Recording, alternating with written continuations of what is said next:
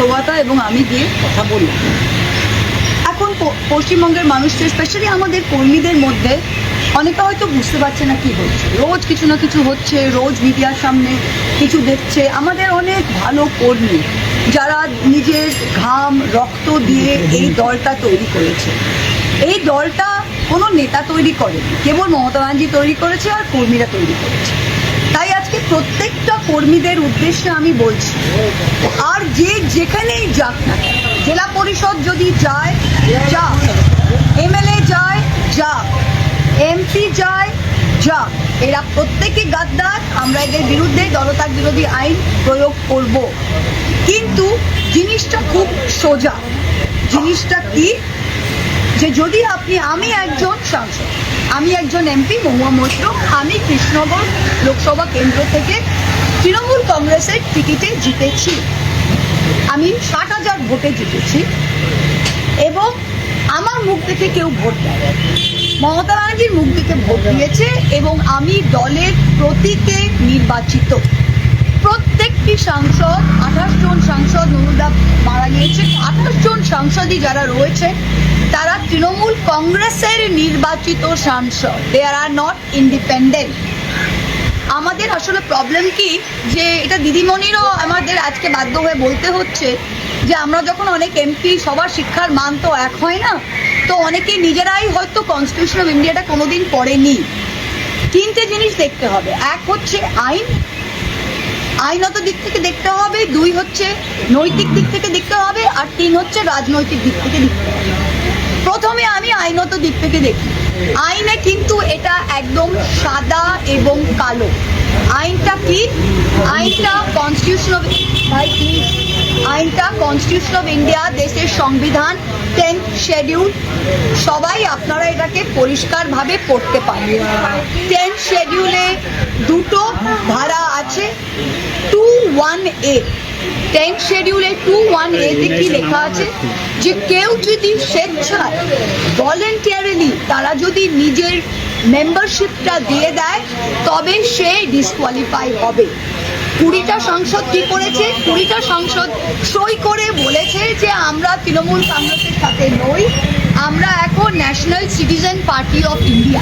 বলেছে কি বলেন? তার মানে ওরা স্বেচ্ছায় বলেছে, আমরা তো কাউকে বন্ধু দেখতে বলেনি। তার মানে 10th শিডিউলে 2(1)(a) তে এরা ডিসকোয়ালিফাই হচ্ছে। সেকেন্ড কি, 10th শিডিউলের 4 নম্বর ধারায় কি লেখা আছে, যে মার্জার, ওরা বলছে আমরা মার্জার করছি। মার্জার মানে একত্রিত হওয়া।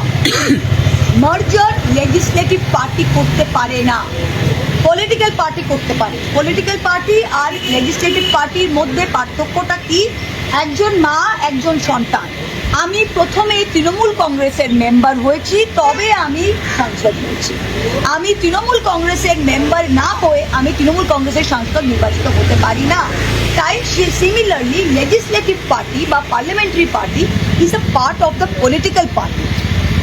10th শিডিউলের 4 নম্বর ধারায় পরিষ্কার লেখা আছে, মার্জার একমাত্র হতে পারে যখন 2/3 অফ অরিজিনাল পার্টি, মানে পলিটিক্যাল পার্টি, সেটা যদি মার্জ হয় তবে হতে পারে। এখানে 2/3 অফ অরিজিনাল পার্টি হলে সমস্ত political party, 2/3 of all committees, 2/3 of working committee, তবে সেটা কি হয়েছে? তাহলে ওদের কাছে 20 জন থাকুক, 25 জন থাকুক, আইনত ওদের 0। আজকে আমরা গলা ফাটিয়ে বলতে পারছি, এই হচ্ছে আমার পজিশন। একটা গদ্দারকে আমি চ্যালেঞ্জ করছি, ব্যক্তিগত আক্রমণে যাবেন না। অভিষেক কত খারাপ আর কে কি করেছে ওইসবে যাবেন না। আপনারা সোজা দাঁড়িয়ে, মাটিতে দাঁড়িয়ে বলুন যে আইনতভাবে আপনারা কোন ধারায় আপনারা বলতে পারছেন যে আপনারা অ্যান্টি ডিফেকশনে করবেন না।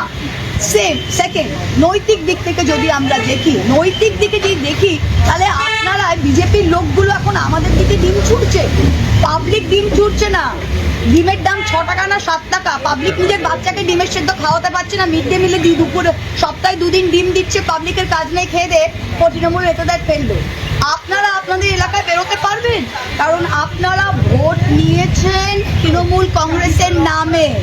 এই 20টা সাংসদ যদি রাস্তায় হাঁটে উইদাউট দ্য তৃণমূল প্রতীক, এরা ভোট পেত? আর 80টা এমএলএ 80টা এমএলএ মধ্যে এখন 60 জন না 65 জন বড় বড় কথা বলছে। এক মাস আগে আপনারা এই দলের প্রতীকে দাঁড়িয়েছিলেন।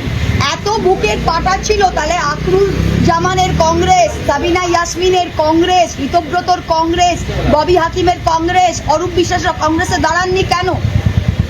নৈতিক দিক থেকে আপনারা কোন দিকে দাঁড়িয়ে আছেন? আজকে আপনারা বলছেন চিঠি দিকে যে আমাদের দলের টাকা, দল থেকে হোয়াইটে 25 লাখ টাকা প্রত্যেকটা এমএলএ এর অ্যাকাউন্টে ঢুকেছে। এক্সপেন্ডিচারে সেই 25 লাখ টাকা খরচ করে তারা এমএলএ হয়েছে।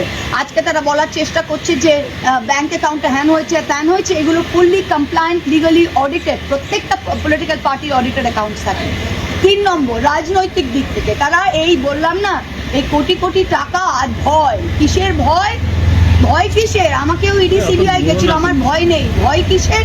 ভয় হচ্ছে নিজের সম্পত্তি বাঁচাবো, ভয় হচ্ছে আমার আলামিন মিশনে স্টেক আছে সেটা বাঁচাবো, ভয় হচ্ছে আমার ক্যারিয়ার শেষ, কোন কালে আমি অভিনেত্রী ছিলাম সেটা শেষ, কোথায় 2-3টে শো আছে সেগুলো ক্যান্সেল হবে। ভয় কিসের? বড়োদায় আমি ইললিগালি জমি দখল করেছি, হাইকোর্ট আমায় ডান্ডা মারছে, সেগুলো ভয়। ভয় কিসে? নিজের পাপের ভয়। আজকে নিজের পাপের ভয় আর টাকা খাওয়ার জন্য গেছে।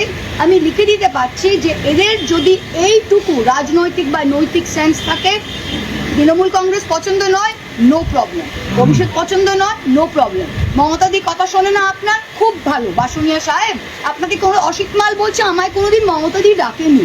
আল্লাদি 2বার এমএলএ এমপি হলেন মমতাদির মুখ না দেখে, তা যান না নিজের মুখে একবার লড়ে দেখান না। বাসুনিয়ার বউ নিজে এমএলএ, সে এমপি, সে বলছে আমার সাথে ডিসকাশন হয়নি। ডিসকাশন হয়নি, তোর বউকে কি আমরা রাস্তা থেকে তুলে টিকিট দিলাম যে তোর সাথে ডিসকাশন হয়নি?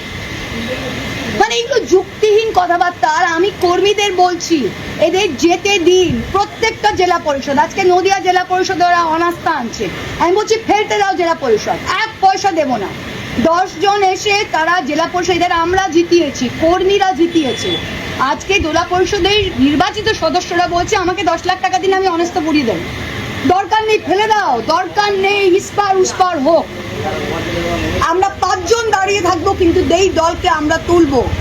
বাংলার 2,60,00,000 ভোটার ভোট দিয়েছে বিজেপি বিরোধী ভোট। তারা বিজেপিকেও ভোট দিতে পারতো, দেয়নি, আমাদের দিয়েছে। সেই ভোটটা মমতা ব্যানার্জির ভোট, তৃণমূল কংগ্রেসের কর্মীদের রক্তের ভোট। এই ভোটটা কোনো মেম্বার যদি ভাগতে চায়, ভাগো। নতিটাকা 1 পঞ্চায়েতে আপনারা পঞ্চায়েত ফেলবেন, ফেলেন। এই দুটো চোর মেম্বারকে নিয়ে ভোট চাইতেও যেতে পারছি না, ফেলেন। জেলা পরিষদ ফেলবেন, ফেলেন, যে যাবার যান। কর্মী থাকবে, কর্মী তৈরি করেছে, আর মমতা ব্যানার্জি থাকবে।